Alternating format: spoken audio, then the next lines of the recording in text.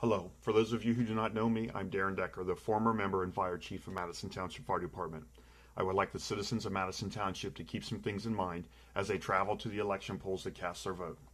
Last year, around October, the trustees hired Steve Little to conduct an investigation disguised as an efficiency study. The executive fire personnel quickly caught on to what was happening and began to record and videotape the township meetings and make the citizens aware of what was being done.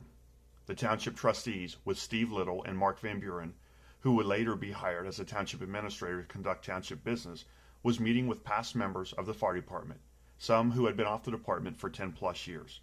This was an attempt to try to find something to coerce the executive members to resign or be fired. The group even contacted the members' outside employers, accusing them of crimes that could never be founded to make life miserable at Madison Township.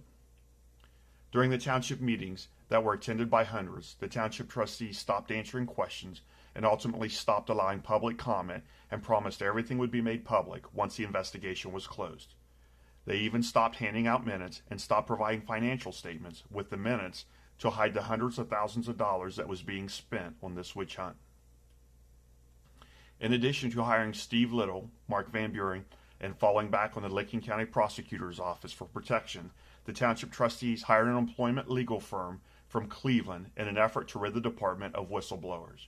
During one township meeting, I was called into an executive session with Ken Oswalt, Mark Zangi, additional attorneys, the township trustees, and a fiscal officer while they attempted to coerce me into forcing firefighters to submit to an illegal investigation that was proved by the Ohio Attorney General's office. Ultimately, when the Fire Association hired attorneys to ensure we received ethical and legal treatment, the investigation was stopped. An email was sent to the Licking County 911 Center the Monday night before the Tuesday trustees meeting, advising the Hanover Fire Department would take over fire protection, and the fire department was closed by a vote of the township trustees. No member was ever found of any wrongdoing.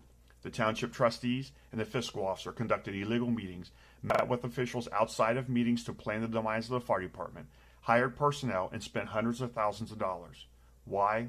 They say they can't tell you because they could be sued for libel and slander. Not correct, if what they say is true. The same law that allows me to tell you what went on, and I have emails, audio, and video recordings to prove 100% of what I'm telling you. When you go to the polls on Tuesday, keep one thing in mind.